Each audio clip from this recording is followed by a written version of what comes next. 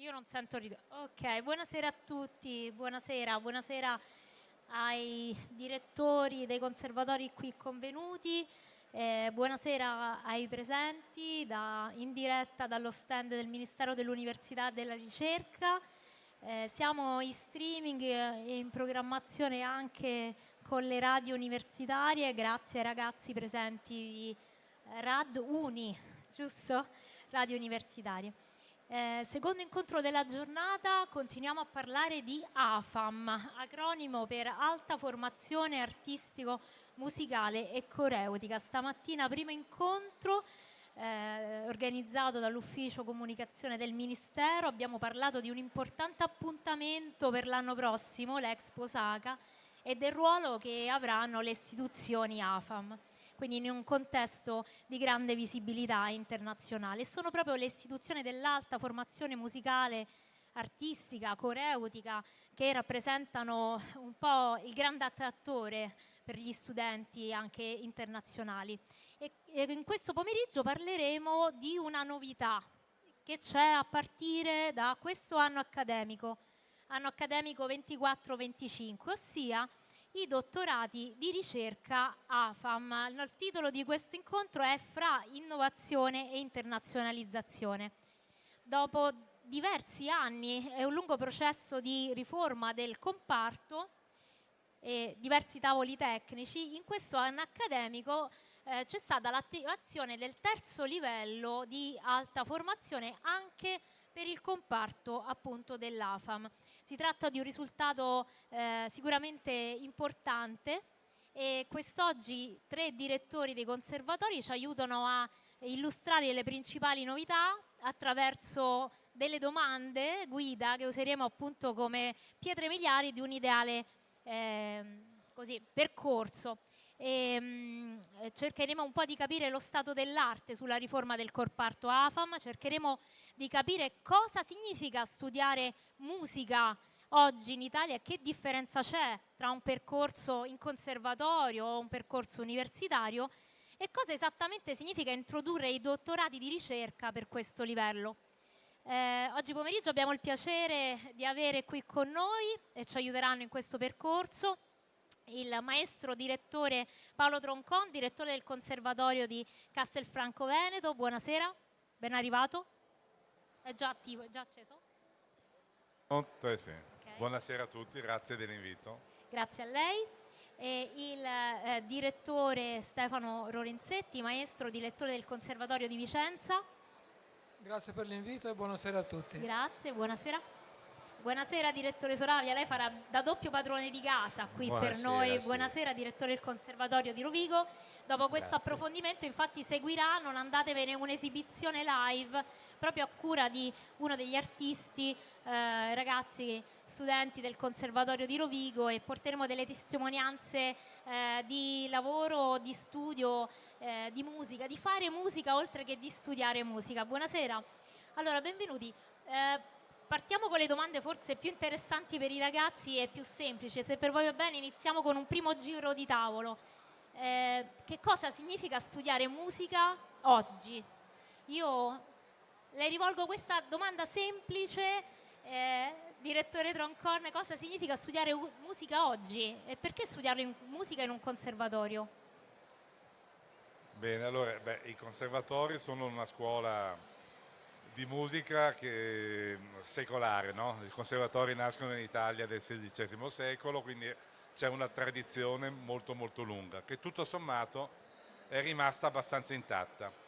Suonare uno strumento, insegnare a suonare un violino non è molto diverso oggi rispetto a come era anni fa, ma indubbiamente negli ultimi 25 anni i conservatori sono diventati istituzioni superiori che rilasciano titoli equipollenti a quelli universitari. Allora, perché studiare al conservatorio? Innanzitutto perché la musica è una delle cose più importanti, uno dei patrimoni più importanti, l'arte in generale fa parte proprio dell'identità italiana. Siamo conosciuti in tutto il mondo proprio per i prodotti artistici, forse spesso non ci accorgiamo delle bellezze che ci circondano perché siamo troppo abituati a vivere in mezzo alla bellezza, La musica è un linguaggio universale, voi sapete, suonare uno strumento significa potersi esibire, essere compresi in ogni paese del mondo. È necessario avere una preparazione tecnica molto elevata. Studiare musica oggi significa non solo studiare violino e pianoforte, ma studiare anche la musica pop, la musica jazz, il canto lirico, la musica extraeuropea, la composizione, la musica elettronica. Insomma, ci sono più di 60 diversi percorsi di studio attualmente nei conservatori. Studiare la musica significa avere anche un titolo che, essendo paritetico ad uno universitario, permette l'accesso a tutti quei posti di lavoro, oltre a quelli specifici musicali, che richiedono una laurea. Per cui è un doppio vantaggio. Ma soprattutto si studia musica perché bisogna avere una grande passione verso la musica. Lo studio della musica è lungo, anche i conservatori hanno il 3+2, però non si comincia mai da zero. Bisogna avere un percorso pregresso. Mi fermo qua. Ma per chi, diciamo, questo 3+2 non bastasse, da quest'anno c'è la possibilità di proseguire, quindi dopo il cosiddetto diploma, perché quello che si ottiene è un titolo, diciamo, di diploma di laurea ovviamente, c'è la possibilità di andare avanti con gli studi e con la ricerca. E quindi chiedo al direttore Lorenzetti come questi dottorati che abbiamo a partire da quest'anno si innestano sul percorso di studi 3+2 e che cosa significa avere introdotto i dottorati di ricerca nel comparto AFAM, quindi diciamo nel più ampio orizzonte della riforma che ormai il comparto ha da tanti anni. Sì, in realtà corsi di formazione alla ricerca erano previsti nella legge di riforma dei conservatori dell'Accademia, la 508, e arrivano soltanto adesso, dopo 25 anni, costituiscono indubbiamente una novità di grande rilievo nel panorama, anche per il completamento del ciclo, perché mancava questo terzo livello. E quindi è senz'altro una sfida molto interessante per le istituzioni. Direi che secondo me bisogna stare molto attenti per caratterizzare in maniera abbastanza particolare i dottorati nel nostro settore. Come ha detto giustamente Paolo Troncon, la musica è un universo molto variegato, molto sfaccettato, e quindi i dottorati devono tener conto di questa molteplicità. Le indicazioni del PNRR erano quelle di fare dei dottorati molto legati alla ricerca applicata, quindi che avessero delle ricadute a livello proprio produttivo anche, e quindi che tenessero in particolar conto anche il rapporto tra musica e tecnologia, di come l'arte può interagire con la tecnologia ai più vari livelli, e questo penso sia una sfida interessante che noi possiamo cercare di portare avanti. Soprattutto questa interazione tra il mondo dell'arte, come diceva anche Paolo, un mondo tradizionale che si innesta in una tradizione secolare, ma che secondo me è particolarmente adatto ad interagire con le forme più innovative della tecnologia. E credo che i dottorati di ricerca che noi stiamo facendo vadano un po' in questa direzione, in questo colloquio, senza sacrificare la tradizione, aprendosi a ricerche di musica applicata, direi, applicata alle diverse tipologie del mondo musicale, il rapporto con tutto il mondo digital, per esempio, la relazione tra la dimensione fisica e la dimensione digitale, come queste due dimensioni interagiscono, un grande attenzione per esempio alle pratiche dell'immersività, dell'interazione e anche dell'immediatezza.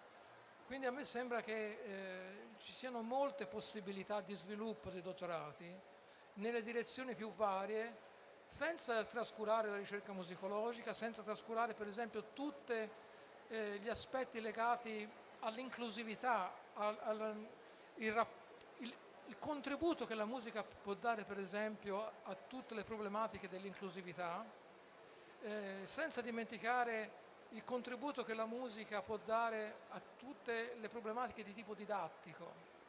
Quindi a me sembra che ci sia proprio un universo di possibilità su cui possiamo lavorare nei prossimi anni. Quindi ricerca, non soltanto una ricerca ecco, chiusa nei conservatori, ma No. interdisciplinare e aperta al Sì. contemporaneo. Quindi colgo questa suggestione e la faccio provocazione, direttor Soravia, perché quindi cosa conservano i conservatori? Cioè, qual è il ruolo che le varie, la musica è un linguaggio unico chiaramente, ma che le varie culture musicali giocano all'interno per esempio degli ordinamenti dei conservatori, quindi l'estremo contemporaneo insieme alla musica cosiddetta colta, classica, quante possibilità ci sono ecco, all'interno di un conservatorio di poter approfondire questo linguaggio? Nei conservatori c'è la possibilità di studiare e di approfondire qualsiasi linguaggio musicale. Certo, abbiamo detto che il linguaggio è universale, nel senso che la musica è universale nella sua funzione, cioè cambiano gli stili, cioè ogni cultura ha un proprio stile, però quello che è importante ricercare è la funzione che determinate musiche hanno. E quindi nei conservatori, studiando la musica dall'antichità, diciamo dal canto gregoriano, che è la testimonianza ancora viva della musica in Occidente, alla musica contemporanea, alla musica di oggi, in tutte le sue sfaccettature stilistiche, come abbiamo detto, dal jazz al pop, all'etnico, alla musica etnica o alla musica folclorica, quindi riesce a rivolgersi e a soddisfare e andare incontro a qualsiasi tipo di richiesta proprio per la sua funzione, cioè se io individuo una particolare funzione della musica riesco anche a scegliere, riesco anche a dedicarmi a uno stile particolare e questo il conservatorio mi permette di approfondirlo, di studiarlo e di conoscerlo. All'interno di questa cangianza, diciamo, e questa possibilità di fare ricerca sui linguaggi, si innesta questo discorso dei dottorati. Mi rivolgo adesso al direttor Tronconna perché proprio il Conservatorio di Castelfranco Veneto ha attivo un cosiddetto dottorato di interesse nazionale, che non è, diciamo, statutivamente un dottorato tradizionale, ma è qualcosa di diverso, cioè è uno strumento innovativo per il terzo livello della formazione universitaria che adesso è attivo anche per il comparto AFAM ed è uno strumento interessantissimo perché si basa su un principio di offerta formativa diffusa che vede in un centro amministrativo, diciamo un centro d'aggregazione, in questo caso Castelfranco Veneto, ma è molto interessante credo come progettualità perché l'idea di una costruzione di una massa critica diffusa diciamo più o meno in modo più o meno puntiforme nella nazione, una cultura musicale diffusa, penso che sia qualcosa di veramente importante anche per recuperare, ce la siamo fatta questa chiacchierata, no? Per recuperare una dimensione etica, politica in senso ampio che ha la musica. Quindi le vorrei chiedere di questa esperienza del dottorato di interesse nazionale di Castelfranco Veneto, aprendoci a qualche considerazione di maggiore respiro. Grazie, direttore. Sì, grazie. Beh, allora il dottorato sta per cominciare per tutti, per cui non è tempo di bilanci, però partiamo dal punto che cos'è la ricerca artistica, perché l'arte vive della ricerca, cioè l'artista è una persona che nel suo percorso di vita continuamente ricerca per produrre appunto il prodotto artistico. Ecco, allora come si configura un dottorato di ricerca in un'istituzione del genere? Esatto. In effetti è stata la battaglia di questi anni per far capire come dal punto di vista metodologico la ricerca, c'è una comunanza tra tutti i tipi di ricerca. Poi dopo la ricerca artistica ha un suo anche una sua specifica. Ora il dottorato di interesse nazionale vive di 10 curricoli, quindi si va dalla musicoterapia, le nuove tecnologie, alla bibliografia, alla musica antica. Questo permette di intrecciare i diversi saperi connessi alla musica alla ricerca musicale, e lo scopo è quello di definire un ambito del sapere musicale che, integrato col grande sapere in generale, intellettuale, quello conosciuto, diciamo, accademico, quello che da almeno 40 cicli fa l'università, con questo primo ciclo. Non vogliamo essere emarginati, ma vogliamo anche qualificare una specificità che sta proprio nell'elemento creativo. L'elemento creativo è un elemento un po', tra virgolette, disturbante, perché dal punto di vista scientifico non si imbriglia. La ricerca non è solamente il ricercare, ma è anche sapersi riconoscere. E quindi il fatto di potersi riconoscere nei prodotti implica una metodologia, e questa è la grande sfida di tutti i dottorati, non solo quello di interesse nazionale. Diciamo, qualsiasi tipo di ricerca, perfino quella che ospiteremo domani sulle scienze dei materiali e nanotecnologie dell'appuntamento domani, se fatta con un intento sincero è impattante, figurarsi quella artistica, no? È veramente una sfida, per questo credo che sia veramente una sfida. Quindi ci rivediamo casomai quando dobbiamo fare il bilancio, allora diciamo battezziamo questo dottorato di interesse nazionale e poi ci rivedremo per poter parlare di cosa ci sarà di buono, cosa da migliorare, quindi punti di criticità e di forza. Noi abbiamo parlato di internazionalizzazione, della vocazione internazionale che ha la musica, ovviamente per noi ha una vocazione internazionale. Dal punto di vista, diciamo, dei bandi, dei finanziamenti, e la vocazione internazionale anche in termini di finanziamenti, perché molti di questi dottorati sono finanziati dalla quarta missione PNRR, quindi diciamo, sono governati da finanziamenti per loro natura internazionali. Però vorrei a questo punto quindi coinvolgere anche il direttore Soravia, adesso facciamo al contrario, e Lorenzetti, perché hanno un'esperienza comune, sempre sul dottorato, penso di poterci raccontare, perché c'è un dottorato in cotutela nelle due istituzioni, quindi chiederei al direttore una piccola presentazione e poi casomai facciamo, come volete, un approfondimento su quel concetto che mi interessava del digital, perché voi avete un dottorato, devo recitare il titolo, Sì. Quel dottorato è Arte e patrimonio culturale come strumenti di ricerca pratica per progetti di innovazione di rilevanza internazionale. Quindi c'è questa dimensione ovviamente internazionale, però volevo sapere un po' in generale di questo dottorato e poi un pochino più specificamente che cos'è questo mondo digital che funge come un anello di congiunzione, come uno strumento, una piattaforma.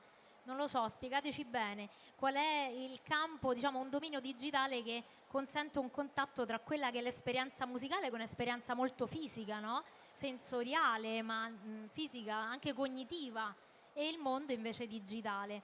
Questo penso che sia la parte del nostro titolo, diciamo anche dell'innovazione. Se volete dirci due parole ci incuriosite. Sì, grazie. Appunto un dottorato che abbiamo concepito in cotutela con il Conservatorio di Rovigo e che è articolato in due curricula. Un curriculum che riguarda i cosiddetti iperstrumenti, cioè sono degli strumenti che secondo varie modalità, come dire, amplificano le possibilità degli strumenti reali. Cioè strumenti che possono, per esempio, si può costruire attraverso dei processi algoritmici un violino lungo 100 metri, oppure si possono ibridare strumenti, per esempio si può suonare un sassofono con un archetto di violino, cioè strumenti che sono ibridati, oppure si possono costruire strumenti completamente astratti che non hanno nessun riscontro nel mondo reale. Già ci sono state delle ricerche fatte su questi aspetti a cui noi vogliamo in qualche modo collegarci e che vogliamo sviluppare. Quindi un allargamento diciamo sostanziale del concetto di strumento e delle sue possibilità di applicazione a tutto l'universo musicale. Il secondo curriculum è un curriculum legato all'analisi dello spazio, perché ovviamente ogni esecuzione musicale avviene in un contesto, in un ambiente, cioè in un luogo. Quindi anche avendo la possibilità di avere nel prossimo futuro una strumentazione direi un po' unica in Italia, che è questa cupola olofonica che consente di creare delle camere acustiche virtuali, cioè che consente di cambiare in tempo reale l'acustica ad un luogo a seconda delle necessità e delle esigenze della prassi esecutiva. Vogliamo fare un lavoro di ricerca sul rapporto, per esempio, tra performance e spazio.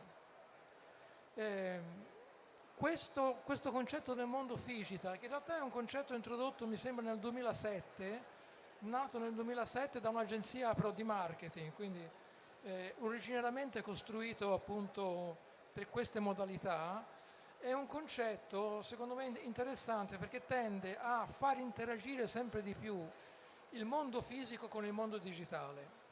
E questo è anche molto calzante per la musica, perché la musica ha sempre una sua fisicità, gli strumenti si suonano con le mani, si suonano con il corpo e si suonano utilizzando la voce, ma al di là di questo la interazione di questi due mondi a me sembra decisiva per il futuro proprio della cultura e non solo della cultura. Alla fine questi due mondi, la separatezza tra questi due mondi è destinata in qualche modo a risolversi.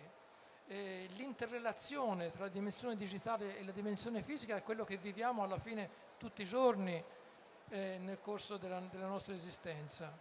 Quindi ci sembrava che una ricerca mirata a sviluppare questa interrelazione, le tre parole chiave del mondo digital sono immediatezza, immersività e interazione. Quindi una ricerca che cercasse di sviluppare queste tre dimensioni andasse incontro anche a quelli che erano gli intendimenti del PNRR, di questi fondi che erano in qualche modo mirati, almeno a noi ci sembrava, a implementare ricerche di questo tipo. Interessantissimo, grazie. Prego, direttore, se Sì. vuole aggiungere qualcosa proprio su questo dottorato in cotutela. Sì, il contributo quindi da parte del Dipartimento di Musica Applicata alle Immagini di Rovigo è un proseguo di quello che già è stato intrapreso, non in modo così strutturato come ci concede un dottorato di ricerca. Quindi già noi appunto abbiamo cercato di concentrarci su quello che è il paesaggio sonoro. Cioè oggi sappiamo che il tema dell'ecologia, ma già da tempo, è un tema molto sentito da parte dei giovani e quindi la musica, una preparazione musicale con le nuove tecnologie così sofisticate e perfezionate ci permette proprio di scandagliare, di conoscere a fondo tutto ciò che è un mondo sonoro, un paesaggio sonoro che con il nostro orecchio umano non riusciamo a percepire, ma che grazie a queste tecnologie riusciamo a far emergere e a rendere udibile anche all'orecchio umano. In particolare, come diceva appunto il maestro Lorenzetti, oggi ci sarà, con dei software particolari, c'è la possibilità di ricreare l'acustica di determinati ambienti. Quindi io non mi devo più spostare in determinati ambienti per ottenere quel particolare acustica. Riesco ad eseguire in qualsiasi luogo, certo con degli accorgimenti tecnologici particolari e con questi software. Quindi io suono in una sala, diciamo, ed è come se suonassi in una cattedrale, è come se suonassi all'interno di una grotta, è come se suonassi all'aperto, grazie a questi software. Quindi questo permetterà anche di abbattere costi per dire voglio ottenere quel tipo di acustica, quel tipo di sonorità, non occorre spostarsi, quindi c'è un abbattimento anche dei costi per ottenere dei risultati sul piano estetico particolarmente apprezzati. Inoltre faccio un esempio, ho avuto la fortuna di incontrare Stefano Mancuso a una conferenza, l'ho avvicinato e gli ho detto che mi piacerebbe collaborare con i suoi studi appunto da botanico proprio in quanto esplorazione dei suoni della natura, del paesaggio, e lì in quella circostanza è emerso qualcosa di straordinario, cioè sono venuto a scoprire che lui sta facendo, con il suo team di ricercatori, sta facendo uno studio sui suoni che vengono, sulle vibrazioni che ci sono a livello sotterraneo, cioè quello che succede sotto terra, in particolare col movimento delle radici o di altri sommovimenti. Ebbene, quello che è emerso dagli studi finora è che i terreni più fertili sono quelli in cui c'è maggior armonia, ci sono frequenze più armoniche tra di loro, mentre i terreni più aridi, i terreni diciamo più secchi o comunque non fertili, presentano delle frequenze che chiameremo in musica disarmoniche. Quindi la collaborazione di un musicista che ha questo bagaglio, questa preparazione musicale, in collaborazione con altre aree disciplinari, può portare dei risultati notevoli proprio a livello di tutela ambientale e di scoperta, di riscoperta, diciamo, di certi aspetti che un botanico da solo non potrebbe raggiungere, così come un musicista. E io credo che oggi solo un lavoro di interdisciplinarità può dare dei risultati di emancipazione, di sviluppo, di perfezionamento. Quindi la musica, il conservatorio è aperto anche a questi orizzonti, diciamo, disponibile a collaborare. Credo che siano degli scenari veramente interessantissimi. Anche io di recente leggevo di questi studi e di come fossero stati in grado di capire come dialogavano due piante vicino, perché ormai si sa che reagiscono anche al dolore, quindi c'erano tutta una serie di tracciati, interessantissimo. E quindi l'idea di stare chiusi in quattro muri di conservatorio, che a volte un po' c'è questo tipo purtroppo di idea, no? Che studiare la musica sia qualcosa, no, di estremamente elitario, in luoghi abbastanza conclusi, e invece ci state descrivendo uno scenario di apertura, di contemporaneità, senza dimenticare che studiare è qualcosa di lungo e che le basi servono. Attenzione, perché arrivare a questo non significa non aver fatto degli studi classici, canonici, però diciamo l'apertura che dicevamo, cioè l'idea che la musica possa essere un linguaggio, uno strumento anche per vivere nel reale con una coscienza critica del reale, è importantissimo. Cioè è importantissimo riuscire ad affermare, recuperare, io dico riaffermare il ruolo della musica anche nella società. Ecco, questa apertura per esempio a tutti i discorsi dell'antropocene, insomma sono discorsi attualissimi anche nella filosofia della scienza, per esempio, è molto interessante. Quindi come stare al mondo, come essere nel mondo, in questo senso il contributo della musica nello stare al mondo è un contributo pari a quello della biologia, della filosofia. Questo per noi è importante affermarlo, cioè come dire, è una chiave di lettura e un sapere critico che fa stare al mondo con la stessa preparazione e con la stessa coscienza, per di più con un linguaggio, diciamo, universale. E siccome uno dei problemi è appunto in genere come dire, nei saperi costituiti sono le traduzioni, ecco, la musica questo problema di traduzione non ce l'ha. Vi chiedo un'ultima considerazione finale su questi percorsi appunto di dottorato, cioè cosa auspicate. Eccoci qua, sì, mi fanno cenno perché io qui non vedo bene, ma si vede, ecco, dove poter studiare musica.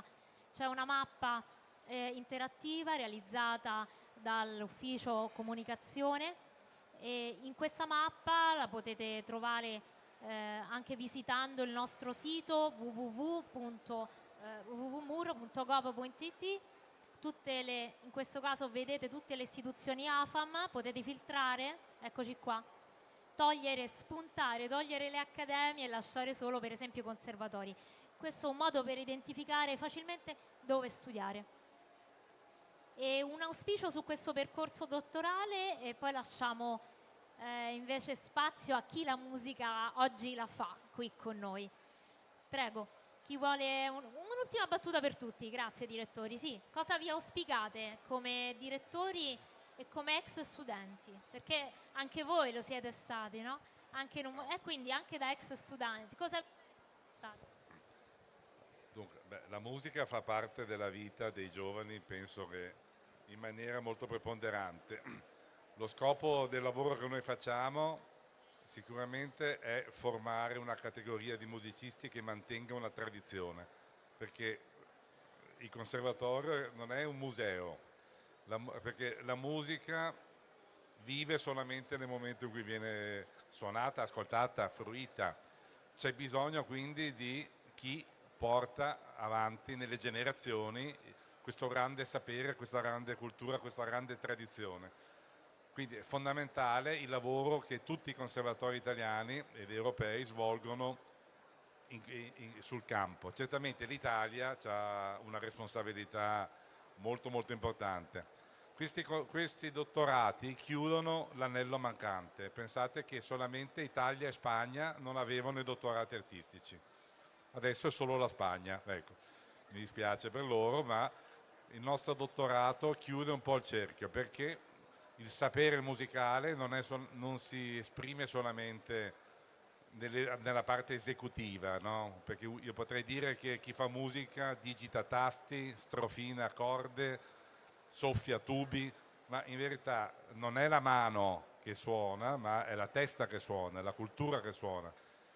Inoltre abbiamo visto come esistono innumerevoli campi di applicazione anche moderna della musica, cioè la musica non è un fenomeno passato, anche se la musica è del passato, ma è sempre del passato, perché nel momento in cui anche Sanremo dell'anno scorso è già passato, ma il fatto di renderla sempre presente, questo è un principio che richiede una continua conoscenza, una continua ricerca, una continua apertura. L'interazione col presente, intelligenza artificiale, nuove tecnologie. Le tecnologie, l'uomo non può subire la tecnologia, no? L'uomo la deve utilizzare, ma per utilizzarla deve avere una competenza. Quindi mi auspico che questo percorso crei una generazione di musicisti che nel futuro possano sia portare avanti la grande tradizione, ma anche innovarla, dando loro gli strumenti per farlo. Grazie. Sì, il mio auspicio è che questi dottorati siano un'occasione per mitigare un po' la marginalità della musica all'interno della cultura italiana, perché questo dobbiamo anche dirlo, la musica ha sempre fatto un po' di fatica a costruirsi non solo come attività, ma anche come strumento che con la sua specificità crea cultura e contribuisce alla creazione di cultura in una nazione. Io credo che questi dottorati debbano essere un po' il mezzo per ricostituire un rapporto sempre più stretto tra la musica come pensiero e la musica come azione, e far circolare queste due dimensioni, testimoniare, perché qualche volta anche noi musicisti facciamo fatica a testimoniare questo, a testimoniare come la musica possa avere un ruolo centrale nella costruzione della cultura di un paese. Quindi questo credo che sia un po' anche forse l'intendimento di chi ha voluto che questi dottorati finalmente fossero istituiti nelle nostre istituzioni. E credo che non dobbiamo proprio deludere queste aspettative, di far sì che la musica sia uno strumento al pari di altri, e mi riallaccio a quello che diceva la dottoressa prima, uno strumento al pari degli altri che contribuisca fattivamente, senza nessun senso di inferiorità, senza nessun senso di superiorità, ma nella maniera più collaborativa possibile a costruire l'identità culturale di un paese. Grazie. Grazie. Dunque, ha chiesto anche in base alla nostra esperienza, al nostro percorso. Io vengo da un percorso musicale di composizione, quindi dedicato molto alla creatività, però il mio insegnamento è quello rivolto ai futuri insegnanti, cioè mi sono sempre dedicato all'insegnamento, ad insegnare e insegnare, insomma, ecco. Importante. Quindi quello che io auspico con i dottorati è di riuscire a dare linfa vitale a questi due grandi filoni che fanno parte del mio percorso, della mia carriera, ovvero il primo la creatività, perché quando prima parlavo di suoni inesplorati, di suoni inudibili che si rendono udibili, non è tanto creare una banca dati e semplicemente limitarsi, ma che questa diventi una tavolozza proprio di nuovi suoni che possano stimolare la creatività dei giovani per creare con nuovi suoni, con nuove frequenze, musiche diverse, musiche mai ascoltate. E dall'altra, con questi dottorati, spero che si vada nella direzione di favorire proprio l'insegnamento attraverso la conoscenza di come il nostro cervello funziona, di come apprende, grazie appunto a questa apertura della neuroscienza che oggi ci dà degli spunti, ci mette a disposizione degli strumenti formidabili, ci fa capire come funziona il cervello e una volta che sappiamo questo sicuramente può dare un contributo importante per facilitare l'apprendimento e per cogliere, per capire ciò che più sensibilizza i giovani, quello che più può aiutare più vicino ai giovani. Ecco, questo è materia di ricerca, di dottorato di ricerca, proprio andare in queste due direzioni, questo mi auspico. Sull'aspetto delle scienze cognitive ci rivediamo fra qualche tempo, perché avremo, penso, occasione di parlarne, perché questo aspetto anche della ricerca legata alla didattica è parte integrante di questo discorso. Io ringrazio i direttori qui convenuti e che noi crediamo al linguaggio della musica, a questo percorso. La dimostrazione c'è la mia dirigente qui di fronte a me che sta annuendo, perché noi crediamo tantissimo, devo dire.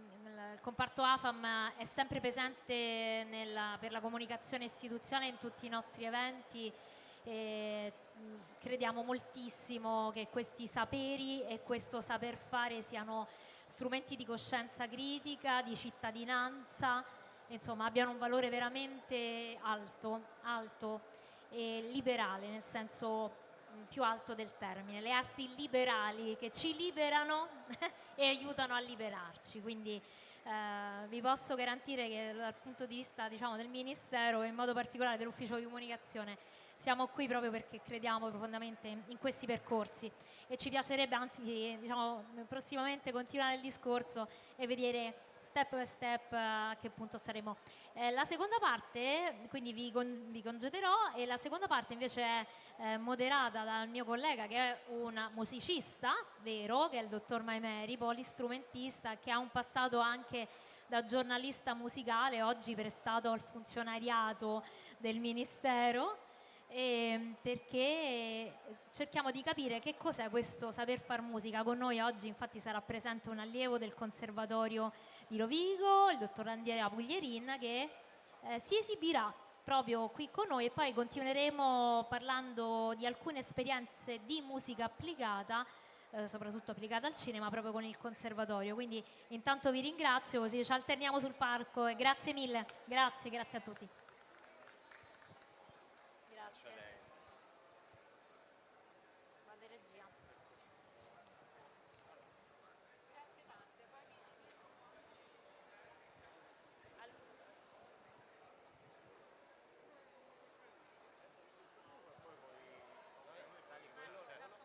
Ah, ok. Eccoci.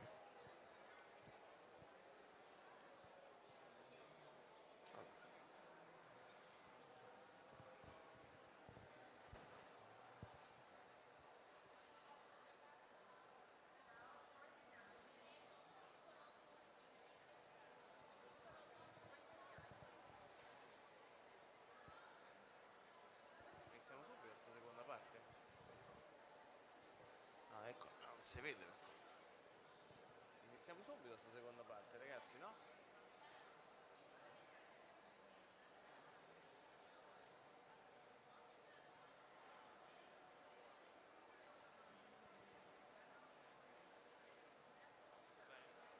Aspettami da...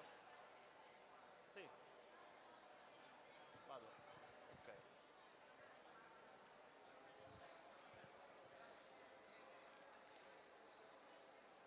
Ci siamo? Va? Vai.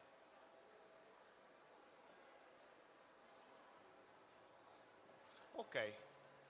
Allora iniziamo questa seconda parte che appunto sarà una parte più performativa. Insomma, abbiamo introdotto adesso i dottorati di ricerca AFA, ma adesso facciamo un po' capire che tipo di attività si fanno all'interno di un conservatorio, appunto in questo caso il Conservatorio di Rovigo, attraverso appunto l'esperienza di uno studente al terzo anno del corso di musica applicata, Andrea Puglierin, che appunto si esibirà innanzitutto in questa prima parte di intervento mostrandoci un po' una sua creazione artistica, una performance che costituisce un'esibizione generativa audio-video. Pronti? Vai.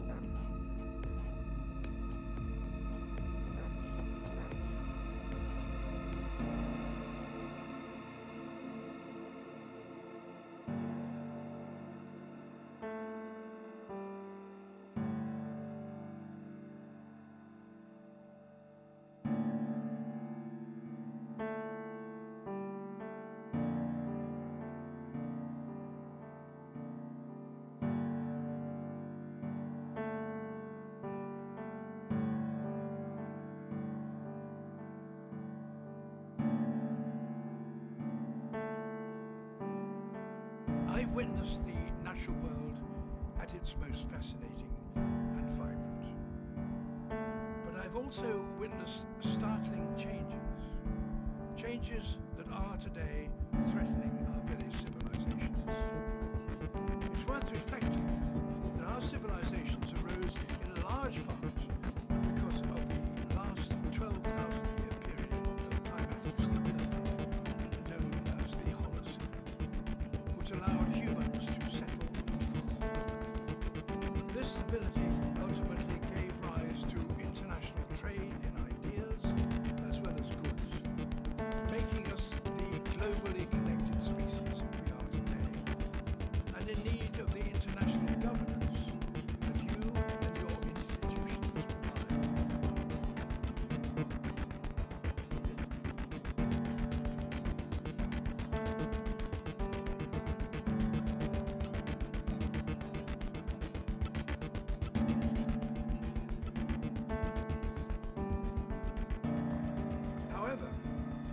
taken that stability for granted.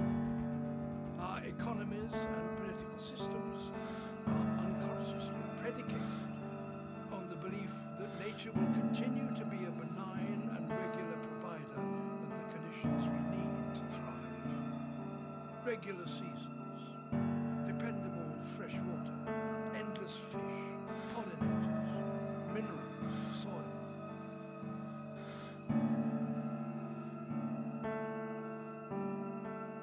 It's now apparent that the Holocene has ended and our stable, reliable planet no longer exists. The impacts of this destabilization will profoundly impact every country on Earth. When you think about it, there is perhaps no more unsettling thought. The only conditions modern humans have ever known are changing and changing fast. You are all in positions where you can make more of a difference than most. If ever we needed a strong signal from world leaders, from people like you, that we're going to solve this, it is now. In 2020, we have a key moment in history. Some have called it a super year, the coming together of major global decisions on climate, nature, oceans, and development. It could not be more important and far-reaching. What we do in the next few years will determine the next few thousand years. Thank you for your leadership so far, and I wish you every success in inspiring other world leaders to join you in this vital task.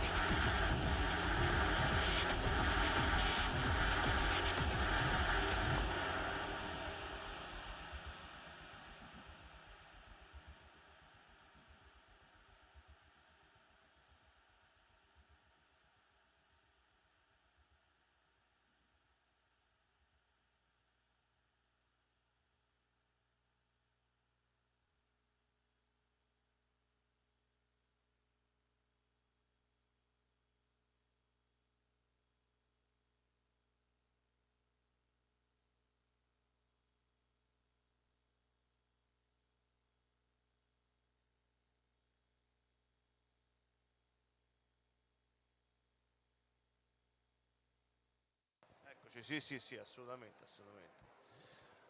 Allora, abbiamo visto questa splendida performance che, come appunto con cui avevo detto prima nell'introdurre, è un'esibizione generativa audio-video. Quindi anche per far capire, insomma, agli studenti che passano, che arrivano, ecco, che cosa c'è dietro una performance di questo genere, cioè quali conoscenze e quali competenze devi mettere in atto per realizzare un'esibizione ma anche una performance di questo tipo. Allora, chiaramente ci sono delle cose da sapere, da imparare per conto proprio. Chiaramente, ovviamente i professori possono introdurti a, per esempio qui stiamo parlando di Ableton che si interfaccia con Touch Designer, che è un programma video che funziona con i moduli, e quindi chiaramente questo fa parte tutto di un corso all'interno del Conservatorio di Rovigo, che è appunto ambienti live e composizione visuale. E quindi l'esame è appunto quello di interfacciare queste due cose, l'audio e il video, e creare appunto un video che riesca, cioè che sia generativo rispetto all'audio. Infatti, come in questo caso, che c'è il kick che fa cambiare l'immagine o i vari zoom eccetera dati dall'audio o dai segnali MIDI, come ho fatto io per esempio, che mi sono fatto tutta una sessione di Ableton con varie tracce che magari mandavano semplicemente dei segnali MIDI a Touch Designer che interpretava in maniere diverse, insomma. Poi la mia collega voglia approfondire anche la parte, diciamo, musicale, cioè quali tipi di musiche uno ascolta o in generale si ispira quando fa questo tipo di performance. Ricordo sempre una meravigliosa citazione, insomma, credo nell'ultimo libro che ha scritto il figlio di Morricone, no? Dice: quando mio padre doveva comporre una colonna sonora, ci vietava di ascoltare musica a casa perché dice, qualunque tipo di altro ascolto avrebbe influenzato, ecco, la costruzione di una colonna sonora. Oppure ecco, tu per esempio per realizzare questi tipo di performance, questo tipo di composizioni, cioè, ti ispiri in generale anche ai tuoi ascolti, diciamo, personali, oppure anche tu entri in una campana di vetro e ti concentri solamente sull'esibizione? No, chiaramente ci sono sicuramente gli ascolti personali che influenzano sia dal punto di vista audio che dal punto di vista video, comunque, perché ci sono tantissimi visual artist che lavorano proprio con l'audio. Primo che mi viene in mente è Alvanoto, che ha lavorato tanto con Sakamoto e che quindi, cioè, nelle performance live era lui che gestiva tutta la parte video.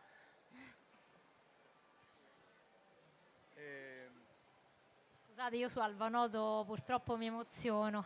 Che devo fare? Io su Alvanoto è più forte di me. Io penso che questa, no, quella corrente della cosiddetta minimal elettronica, interessantissima per quanto mi riguarda, che sfiora tante cose come la meditazione zen. Insomma, ci sono, a proposito di interdisciplinarietà, cioè veramente la minimal elettronica ha delle potenzialità in termini di applicazione, che non è solo il cinema, ma è anche delle discipline trascendentali. La collaborazione con Sakamoto, penso che sia, visto che Sakamoto è morto da poco, hanno fatto le celebrazioni, gli album Alvanoto e Sakamoto, penso che siano dei trio, insomma adesso non andiamo sul tecnico, però siano proprio dei capolavori, e forse Fennez e lui possono essere, no, dei riferimenti in questo senso. E questo tipo di musica, oltre che nella tua cameretta, tu come te la immagini? Allora, questo tipo di musica io me la immagino principalmente per anche installazioni artistiche o ambienti immersivi, sempre quel discorso di creare appunto, come abbiamo anche studiato a Rovigo, approfondito moltissimo l'ambisonico, il 5.1, tutto il surround, che è una materia che è importantissimo dal punto di vista sia del cinema ma anche dal punto di vista musicale, per creare varie esperienze artistiche diverse. Appunto io questo me lo immagino anche in certi ambienti che possono essere per esempio chiese abbandonate, con chiaramente magari rielaborando il video, facendo video mapping e creando appunto cose diverse, magari in quadrifonia anche semplicemente. E quindi questo è. Questo tipo di installazioni, diciamo, fanno dialogare appunto musica, quindi suoni e immagini, però come spesso capita, diciamo, alle persone che ascoltano, diciamo, musica in generale, insomma, anche dalla musica, diciamo, più popolare, quindi dal pop, no? Quando si ascolta una canzone, una delle prime domande che si fa ad un musicista, ad un cantautore, è: nato prima il testo o la musica? No? Anche in questo caso appunto dice, se nasce prima la musica e poi ci sviluppi un'immagine, oppure ti immagini un'immagine e cerchi di musicarla. Allora, solitamente io parto sempre dalla musica, perché è quello con cui sono più a mio agio, diciamo. Chiaramente tutto questo lavoro è un lavoro di studio, di approfondimento su touch designer che ho dovuto fare per conto mio, chiaramente perché le ore alla settimana sono quelle che sono in conservatorio, quindi bisogna anche approfittare, cioè approfondire a casa e in modo da sviluppare un proprio progetto, una propria idea nella maniera più consona, insomma. E questo credo che il Conservatorio di Rovigo lo faccia benissimo, perché comunque mi sono scoperto appunto con il discorso visual audio, è proprio una cosa che mi sta veramente piacendo molto e che sto approfondendo moltissimo per creare appunto altre esibizioni, altre performance più o meno sulla falsariga di questa, insomma. Tu hai poi un'altra domanda? Lo fai il dottorato di ricerca? Ecco, Attenzione, vedo che mi c'è sembra una mano un alzata attimo. poi, eh? C'è Sì. qualcuno che si è appena notato. Lo fai il dottorato di ricerca? Toccherà. Direttore, ne penserò, toccherà. Vedo una mano alzata e chiamo qui non ti vedono. Non è importante che mi vedano. Volevo dire una cosa. Un tempo si facevano delle campagne, può sembrare una cosa un po' particolare, cerco di dirla con tutte le virgolette possibili. Si facevano delle campagne giustamente, contro la droga, contro l'assunzione di sostanze, no? E si fanno adesso delle campagne per invogliare agli studenti a studiare come facciamo noi, cercando di fare orientamento consapevole. Ci hai dimostrato con questo video che si può sognare ad andare in un altro mondo nella maniera più immediata possibile. Sembrava di essere drogati in senso buono senza esserlo. E questa credo che sia un messaggio veramente molto potente, cioè noi diamo l'immagine concreta anche con queste sperimentazioni di come ci si può immergere nel bello in un altro mondo, di come si può sognare semplicemente studiando, andando al conservatorio. Ti ringrazio molto. Grazie a lei per le bellissime parole, sono molto contento perché questo è quello che deve fare la performance e quindi se questo è quello che le è arrivato sono molto contento. Purtroppo ci vorrebbe un proiettore, ci vorrebbero degli ambienti più silenziosi sicuramente, però comunque sono contento che l'effetto sia arrivato comunque. Sì. Grazie. Mandiamo il secondo contributo video, che è la visione e l'ascolto anche qui di una scena tratta da un film musicata sempre da Andrea Poglierin durante il corso di composizione per la musica applicata alle immagini. Vediamolo intanto un attimo e poi lo commentiamo.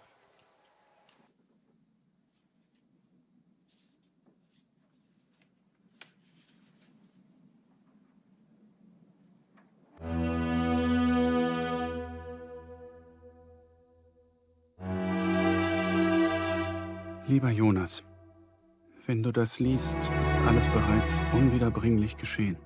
Es kann nicht mehr geändert werden.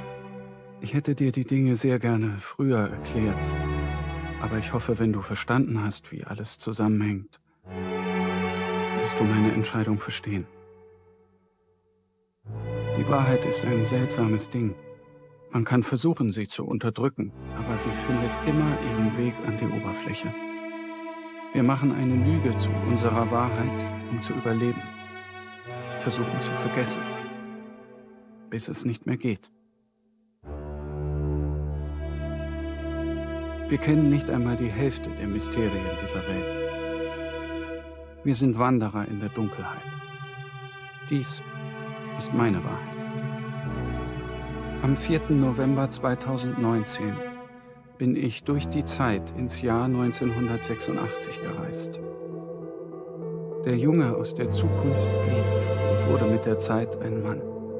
Aus Mikkel wurde Michael, der niemals wusste, wohin er gehört.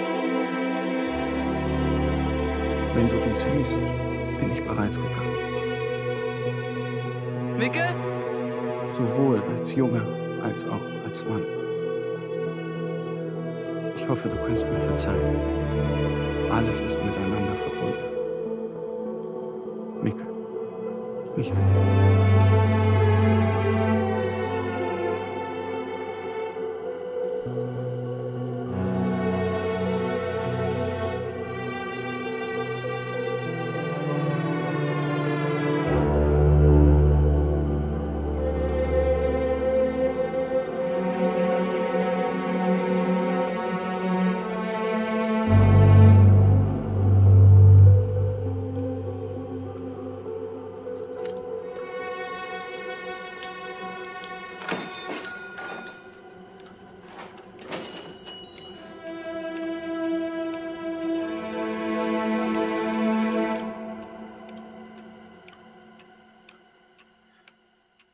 Kann ich Ihnen helfen?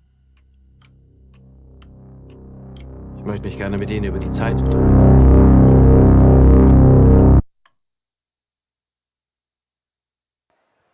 Eccoci.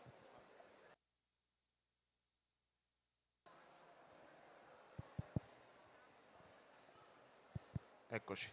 Allora, questo è un perfetto esempio, secondo me, di composizione musicale applicata alle immagini. Quello che noi abbiamo visto è sostanzialmente una partitura orchestrale per immagini, dove la musica interagisce con la voce della narrativa e con i suoni. Abbiamo visto appunto i suoni della scena.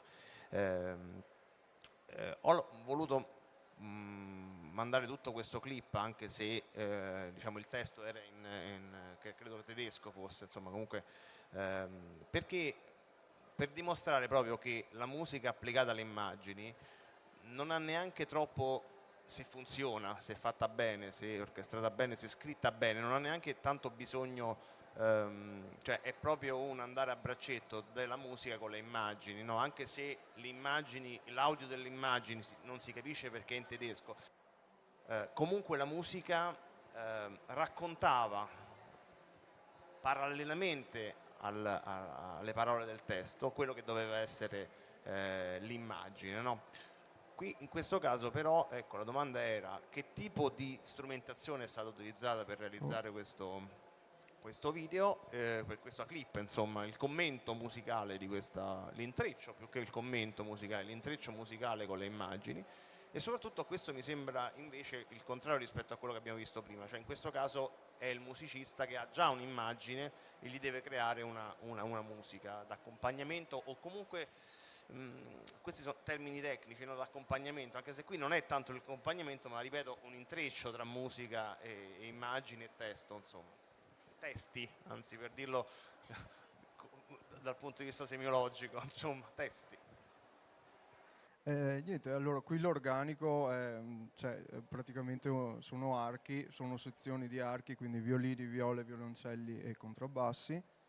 E di base è quello, più ho aggiunto appunto delle parti con chitarra elettrica che ho poi processato in varie maniere per creare anche dei tappeti sonori un po' particolari, quindi inserendo riverberi, shimmer, delay, ping pong, tutto quello granulatori vari, per creare appunto queste cose, più il synth finale che appunto che è quel rise che dà alla fine per questa scena, insomma, abbastanza pesante, perché è tratta dalla serie TV Dark, che penso più o meno tutti abbiamo visto, ed è appunto la lettera che il padre di Jonas lascia a Jonas per spiegargli che lui in realtà è il fratello della sua ragazza praticamente, e quindi è tutta una scena molto piena di pathos, sebbene ci sia, e quindi bisogna sempre infatti ho cercato di evidenziare proprio appunto certi frammenti, specialmente quando appunto c'è lo schermo diviso in due e c'è la lapide di Michael e la lettera con scritto Mikkel, e che quindi si capisce effettivamente che Mikkel è il papà di Jonas. Ottimo. Gli altri contributi, adesso diciamo la terza parte di questo intervento, invece riguarda un film, un trailer, un film che si chiama Snot and Splash, che tra l'altro dal 14 novembre è nelle sale italiane. Adesso vedremo la versione proprio integrale del trailer, e poi appunto a seguire lo commenteremo, e poi a seguire vedremo la presentazione di un progetto che si chiama Soundtrack Europe, di cui fa parte anche la realizzazione della colonna sonora appunto di questo film, che poi è una collaborazione, diciamo, tra le università europee, tra le università Siviglia, Parigi e Tallinn, e una casa di produzione finlandese che è proprio la casa di produzione di questo film, insomma, sotto la direzione del regista Teemu Nicki. Insomma, di questo poi ne parliamo. Intanto vediamoci il trailer.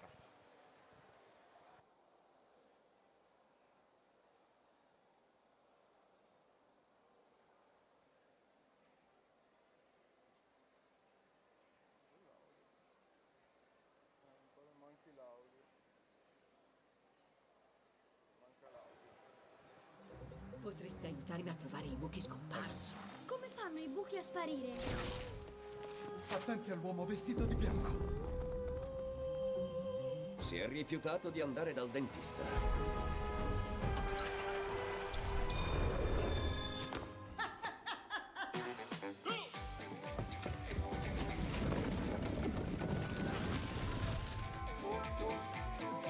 Che state combinando voi due? Suo figlio ha creato un buco nero con la sua buchistola. Aspira ogni cosa. State dicendo che ho un figlio?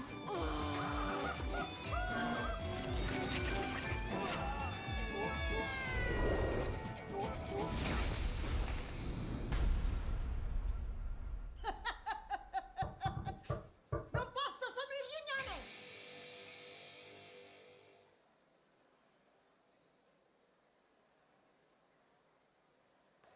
Allora, appunto, questo nasce all'interno di un progetto che si chiama Soundtrack Europe, che vi ha permesso, insomma, di collaborare con altre realtà europee, insomma, e con una casa di produzione finlandese, proprio nella realizzazione della colonna sonora di un intero film, insomma. Che esperienza è stata?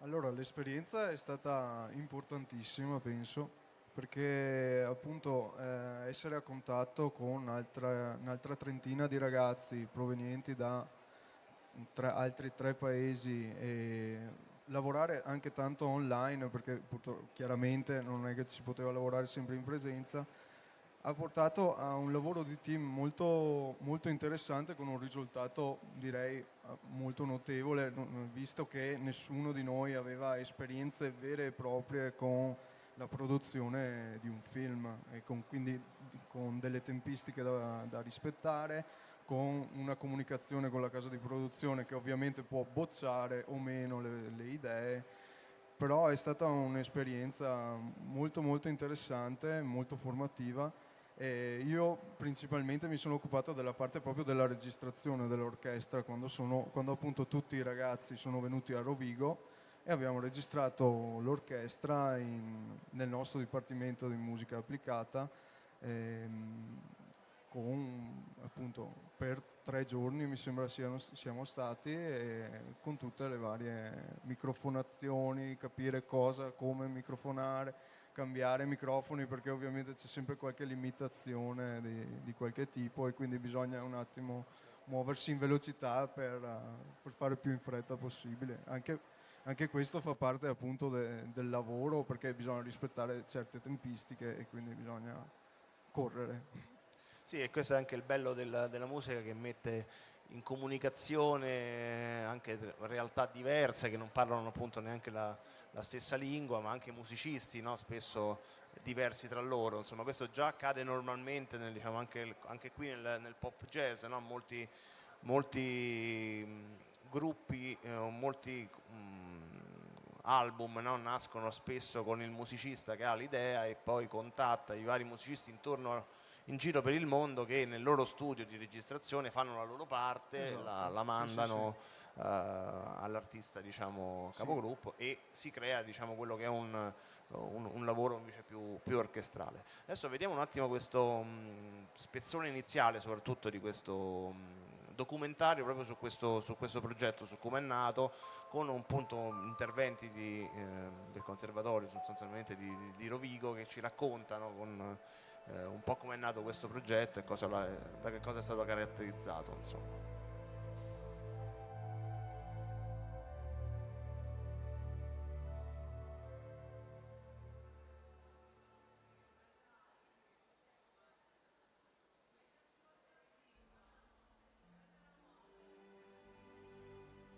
Progetto BIP 2022-23, ecco che l'occasione di mettere insieme 4 scuole diverse, 4 sensibilità diverse e stili diversi e anche orientamenti diversi mi ha permesso di provare a sperimentare un lavoro di team e credo che il risultato alla fine abbia pagato.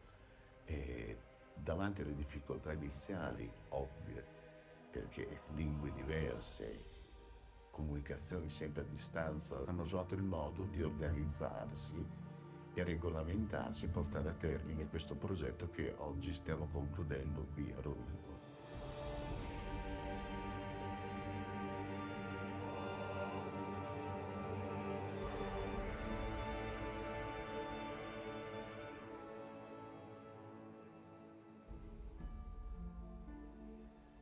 Abbiamo cercato di coinvolgere tutti i ragazzi nei 4 istituti, creando dei gruppi di lavoro dove abbiamo prima lavorato su dei temi e poi su delle variazioni e siamo andati piano piano sulla scena.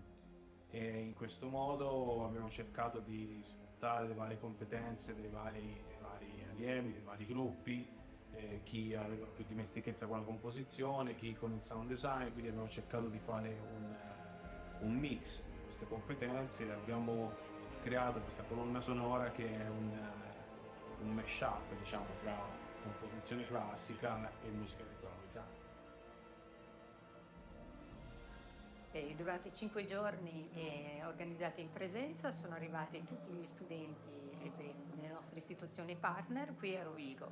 Abbiamo organizzato un'attività per la valorizzazione del territorio in cui i ragazzi sono stati accompagnati sul Delta del Po. E poi il momento clou delle giornate è stata la registrazione dei brani scritti dagli studenti realizzati dall'orchestra del Conservatorio Venezia.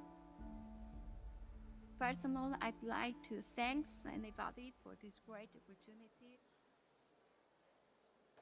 Allora, questo credo che sia anche un modo di far capire ai ragazzi che passano qui, che si affacciano un po' al mondo della formazione superiore, come all'interno di una società sempre più complessa anche la formazione e anche il lavoro si fa sempre più complesso, no?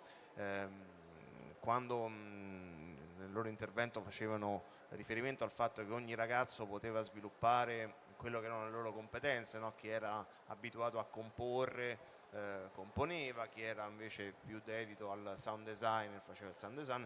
Questo dimostra che la professione del musicista in generale è molto più complessa di quello di prima. Insomma, un pianista a inizio secolo sostanzialmente si sedeva davanti al suo strumento, aveva cognizione di composizione e componeva. Qui, come abbiamo visto anche all'inizio di questo nostro intervento, che purtroppo sta terminando, è bello perché sono argomenti su cui potremmo andare avanti per intere giornate, e non perdendo mai, diciamo, troppo perché ci sarebbero tante cose, insomma, sostanzialmente da approfondire, da far capire, insomma. C'è appunto ormai il musicista deve saper fare tante cose, no? Non solo comporre col proprio strumento, no? Però appunto, come dicevi anche tu, avere anche conoscenze appunto della parte visual, competenze informatiche, quindi ecco, questo tipo di percorso che tu hai fatto, stai facendo in questo momento, ecco, in che modo forma il musicista del futuro, capace non solo di essere musicista come lo si era all'inizio secolo, cioè componendo attraverso una strumentazione fisica, ma anche deve imparare altri tipi di competenze e di conoscenze. Il corso mi ha sicuramente aiutato e sicuramente indirizza magari in alcuni ambiti più di altri, perché ovviamente appunto, come si diceva, qualcuno magari è più propenso alla composizione, qualcuno è più propenso al sound design, quindi chiaramente gli approfondimenti da fare magari a casa si dirigeranno verso una data cosa che va bene in realtà avere una bella pletora di cose che siamo capaci di fare, però la specificità in certi punti va meglio, nel senso che ci sono tanti che sono capaci di fare tante cose non troppo bene e pochi che sanno fare quella cosa benissimo, e quindi anche quello sarebbe un attimo, sarebbe da capire, insomma, cioè da concentrarsi magari su una cosa. Questo percorso per esempio a me ha aiutato a capire cosa effettivamente mi piace di più, che è il sound design, che è anche il visual, e quindi mi indirizza verso una certa... Ho colleghi che invece sono più per la composizione vera e propria, anche quella classica, che quindi si sono diretti più verso quella direzione. Chiaramente i corsi sono gli stessi, quindi bisogna chiaramente fare tutti i corsi, farli bene, e questo ha aiutato moltissimo me a sviluppare un mio linguaggio compositivo, anche col maestro Biscarini che si è visto prima, che è appunto il maestro di composizione per la musica applicata alle immagini. Lui è molto attento a tutto l'ambito immersività. Quello è una cosa fondamentale per il suo corso, e infatti ad esempio Dark era stato fatto in 5.1, quindi con 5 casse intorno e con un subwoofer, però chiaramente qui non possiamo avere questo, e chiaramente bisogna capire come direzionare, cosa mettere in ogni cassa. Anche quello è cioè dal punto di vista compositivo anche il surround diventa uno strumento. Cioè, quindi cosa metto a destra, cosa metto a sinistra, cosa metto dietro, e quindi diventa tutto uno strumento.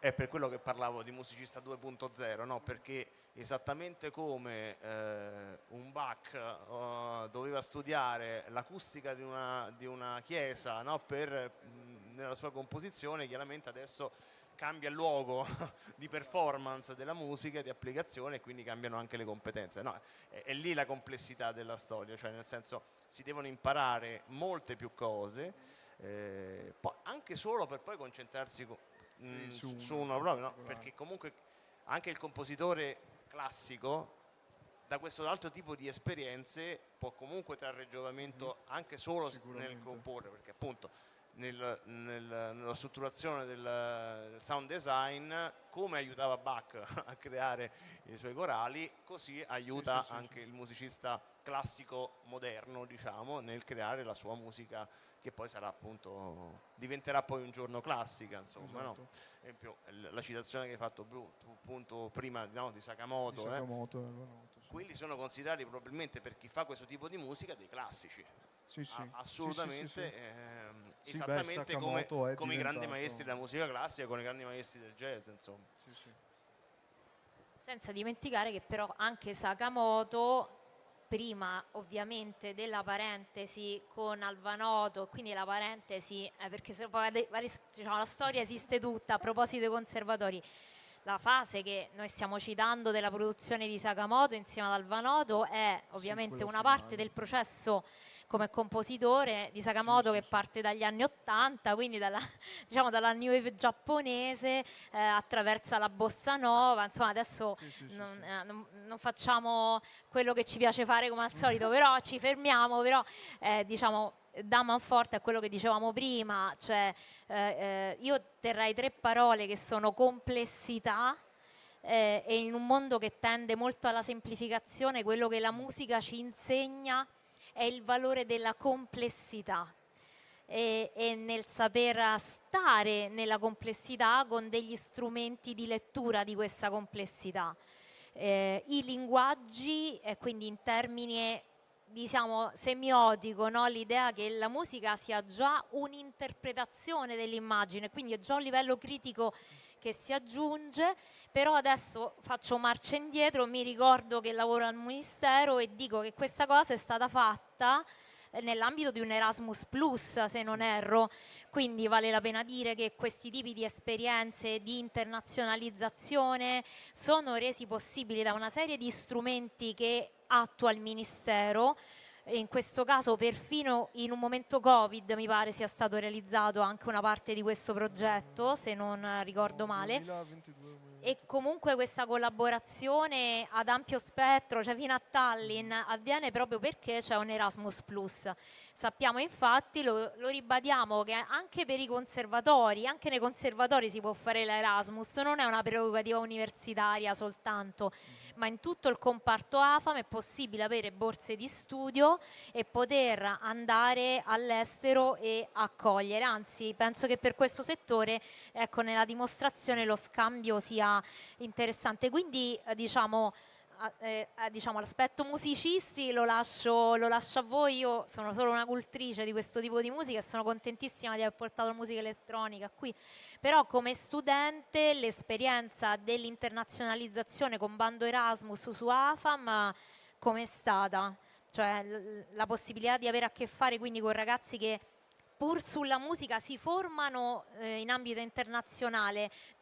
Qual è diciamo l'esito di questa esperienza? Quindi come musicista l'abbiamo visto, come studente cosa è stata confrontarsi e che cos'è fare un programma di Erasmus secondo te al conservatorio?